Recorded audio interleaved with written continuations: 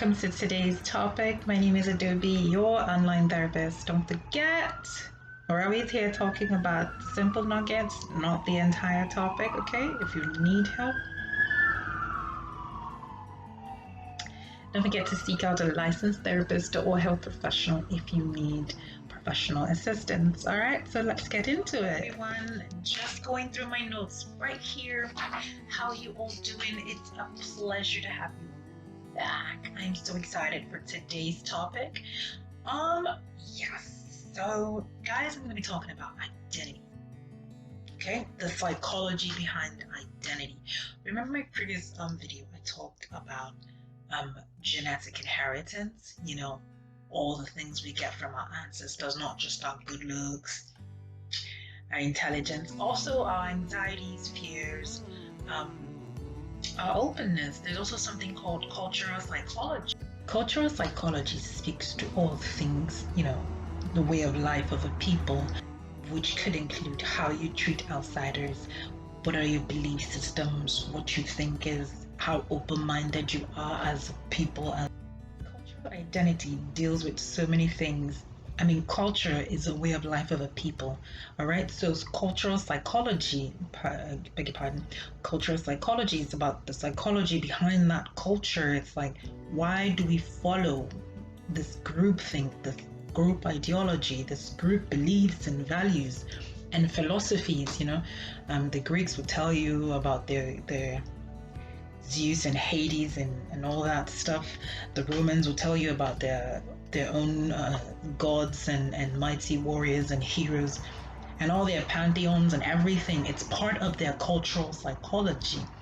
Yorubas will tell you about their Oshuns, their, you know, the Shangos and all that cultural stuff that goes into it. Let's remove Christianity out of it, because a whole lot gets mixed up and, you know, muddled when you bring in Christianity. Then you start to demonize one culture over another. Christianity began as the culture of the Jews, you know. But again, there's something called meta-updating. And meta-updating, remember when, if in your culture in time past, women were not allowed to get educated, and now you as a woman, you are able to get educated. It means your forebears meta-updated to what is, you know, perceived as acceptable in a larger society, in the larger world, which is women are being educated in the West and Western Hemisphere and some parts of Eastern Asia and you know, far out there in the world. Your culture can meta-update, where you used to kill twins, now you no longer kill twins. Meta-updating. For what it's worth, meta-updating, typically, if you've heard about it, you know, those who go into quantum physics and all that, meta-updating simply means, just like science, what was true or what was held to be true has now, through more information and more data, has now been upgraded to something much more relevant or in line with the current situation. So if your village believes women should not be educated and you believe that as well, but you don't want your daughter to get educated, you've not meta-updated, because meta-updating has to do with that on or subconscious level of value system. Okay, when it's no longer part of, when you think it's absurd for a girl child not to get educated, you've meta-updated from what your ancestors used to believe. Okay, so let's talk about identity psychology. And identity psychology is basically trying to help us establish what our identity is. And you know, there's a lot that goes into a person. Partly why I don't always like to mention Christianity is a lot of people, yes, Christians say they get identity from God, but people who believe we get our identities from God, that is a religion which I am part of. But how do you explain to somebody who's not a Christian what identity is about?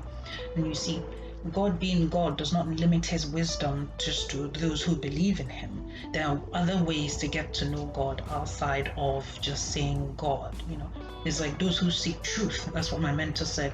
Those who seek truth end up finding God.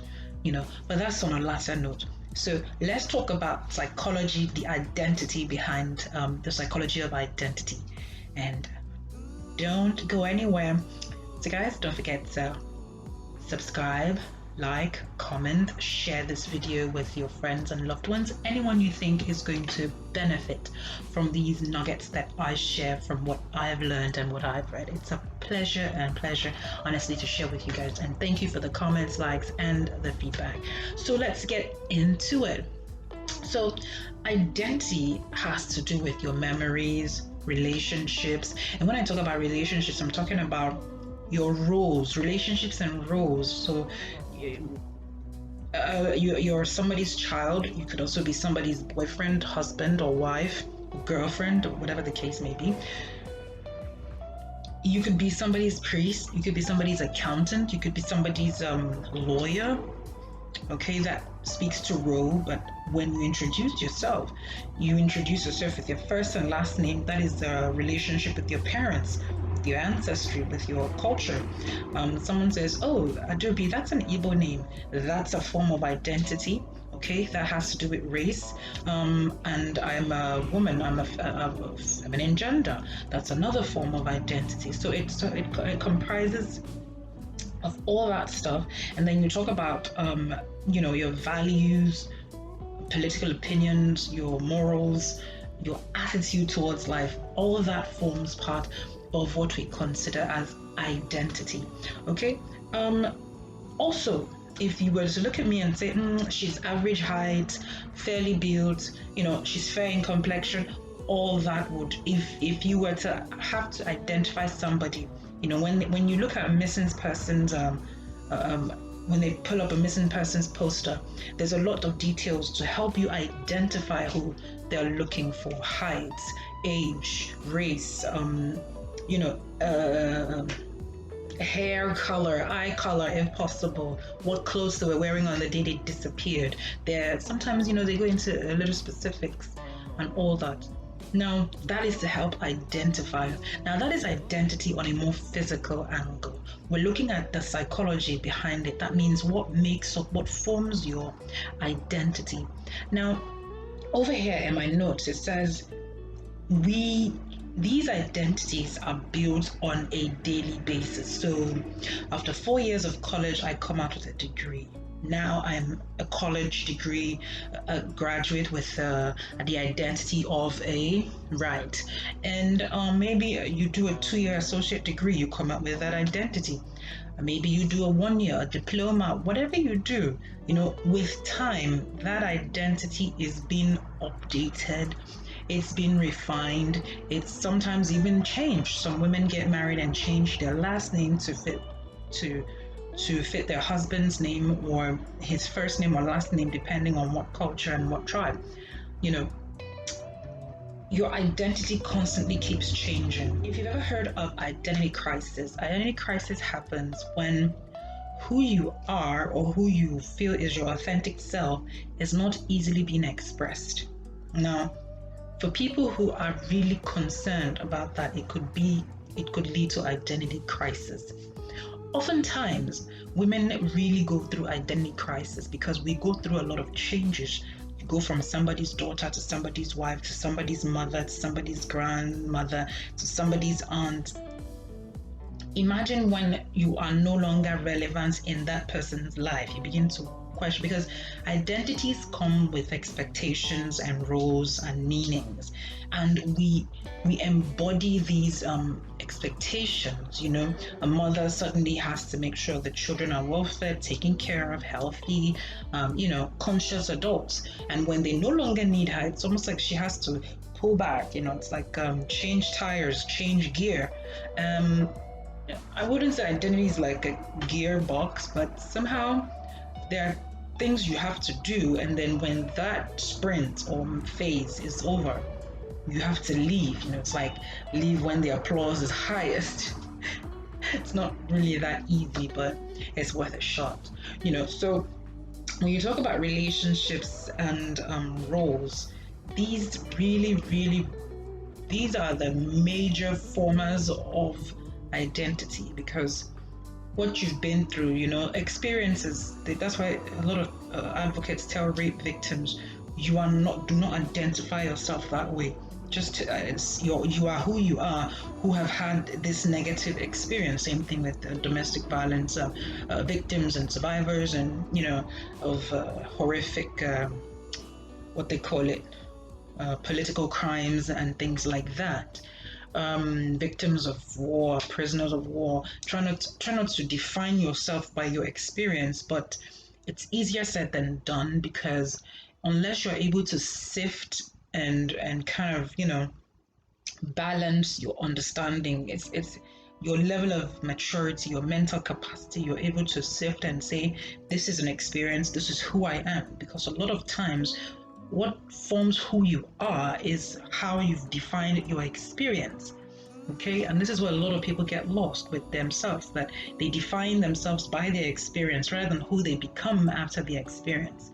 All right, because you are who you are, then you have an experience, then you are who you are after the experience. Now, if you take the baggage of who you are, of the experience, and just lop it with who you are, you will always have that. It's almost like you've committed a crime with that experience. Meanwhile, it's just an experience. I don't want to say just, okay, but it is, if you had a hair fallout experience and suddenly you go from being full head to baldy, chemotherapy and all that, and suddenly you see yourself as a baldy, you can identify, or you can see yourself as a full-headed person who's going through a period, and it's like all the things you couldn't do before, you can improvise so that you continue with who you were. Some people think it's you're in denial, that this is your new reality. You see, realities change. That's the problem with a lot of self-help and motivational and in-your-face advice. People think in absolutes, and there's no bigger error than absolutes. If your realities change, your experiences change, your identity also changes. And because identity changes, you should not let one bad experience define your entire life. Okay, so let's get into identity formation. What forms your identity? Now, you have there's so many things involved, but I'm going to list out 5 of them. So there's the discovery.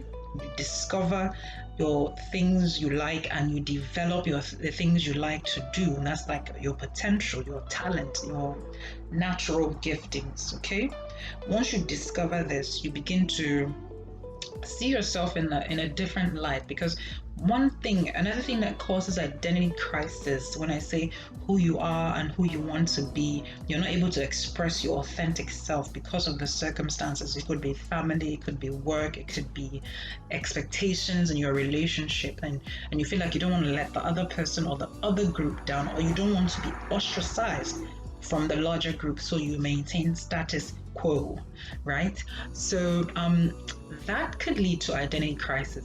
But I'm talking about identifying your skills, your innate abilities, things you do on a fly without much effort. That kind of gives you an idea of who you are. And then, of course, when you have that understanding of your potential, your talents, the next thing comes to mind is, so what am I supposed to do with that? And then you start to seek for purpose. Okay, when you identify your skills or your talents, and then you identify something that you're passionate about, and remember, your skills will remain with you for life. Your passions could change. You could go from being passionate about hibiscus flowers to being passionate about grass that people use for lawns. You could go to water, renewable energy, and so on. Your passions can change, but you will always have a niche as to how to affect lives through these skills. It's just like a spoon. No matter what you use a spoon for, you can't use it to stab at something. It's a spoon. It's meant to carry. It's like a shovel. Okay, so you can use it for several things, but its function will always remain. So it's almost like finding your place in the supply chain or in the value chain. Okay, you can't be the whole chain, all right, but you can be parts. Find where you work best, where your functions are most utilized or optimally utilized. Okay, And then we talk about how you combine these, and that's where you talk about opportunities that allow you to express your potentials, through a purpose. All right. Then you talk, then there's relationships, and finally experiences. These form your identity. It's so important. I'm going to come back to parenting, so let me quickly explain relationships and experiences. So, whatever experiences you encounter, I was listening to the Retro podcast, and two beautiful neurosurgeons or neurologists or something, I've forgotten how that word is pronounced, pardon me. They were talking about parenting being about guiding these young adults with very unique capabilities and differences, with their own set of temperaments, nuances, and all that. Because when you talk about genetics, you take chromosomes from both father and mother. Whatever positives and negatives that you inherit. Now, so when they do statistics and say you inherit 1/5, you inherit 1/8 of Alzheimer's gene, you inherit 1/4 or things like that. You inherit the risky gene, or you inherit the actual gene. That forms an entirely new species. Your genetic coding is entirely new and different from your parents. The birth canal adds to the kind of person you will be, believe it or not, in terms of health and all that. The environment of your pregnant mother also defines your quality of life, believe it or not. That's why pregnant women should not be in very hostile environment, because that hostility forms, it's almost like a child can become aggressive from the womb if they were incubated in an aggressive environment.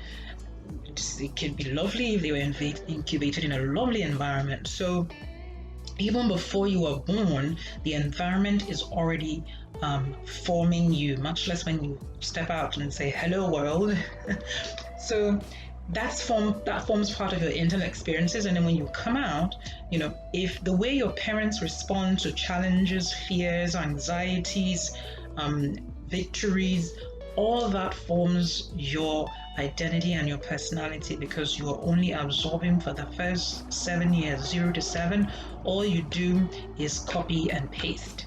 Now, the problem is you're copying. The problem starts when you start to paste. You see, if you had a very anxious mother and an insensitive father, when it's time for you to copy and paste, you are going to either dance between. It's almost like you might sound psychotic, because in one moment you're caring, and on another moment you're absolutely neurotic and overreacting. It's like how you're not copy and paste is no longer up to your parents. It's now up to you. How did you process all that, the environment around you? How did you process love? How did you process hate? How did you process anxiety? You're picking it up, and it's like you're filing it based on, this is who we are. This is how we're going to file anxiety. This is how we're going to file fear. This is how we're going to file courage. You got it from outside. How your parents filed all that stuff is totally unique to them, and how you're going to file yours is totally unique to your personality. Now, if you're the stubborn type, the outgoing type, the adventurous type, you may not file much of anxiety. You're just going to chalk it up to some emotional garbage. But if you're the quiet, thoughtful type, you're going to be very conscious and sensitive to those emotions. So how you file these different things forms the environment you're brought up in, and then add your own unique temperaments, attitude, and your unique genetic makeup. And you talk about relationships from mother, father, partner. When you become a parent yourself, all this defines your identity. And as you can see, 1 minute you're somebody's child, the next minute you have a child. So you see how identity changes in terms of relationships and roles. Speaking more about parenting, okay? Now, it's often like, what's wrong with parenting? You've used the same form of parenting for different kids and they turn out differently. Let me give you an example of 3 types of fuels that come from the same source, oil.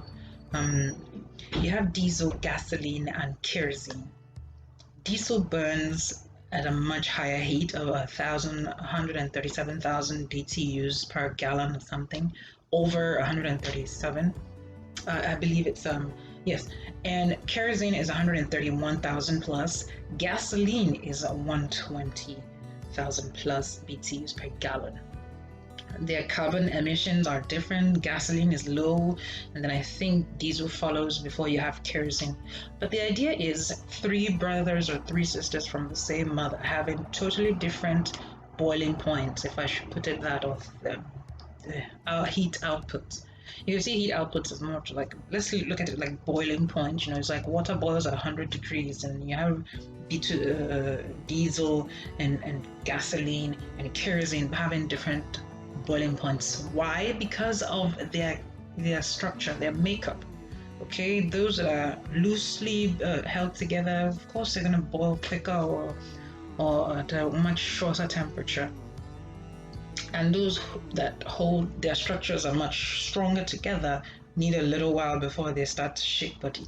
So the same thing with kids. There are kids who are almost like stone cold, no reaction, and there are kids who flip just the blink of an eye. They flipped, and there are those who are able to balance it. So all in all, guys, I'm just gonna end with whatever your how you identify or how you form your identity.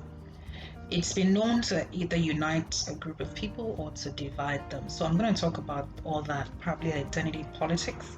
Maybe not politics, but we'll see. So thank you guys so much for listening. I will see you in my next video. Don't forget to comment, like, and subscribe. Thank you so much. Bye-bye.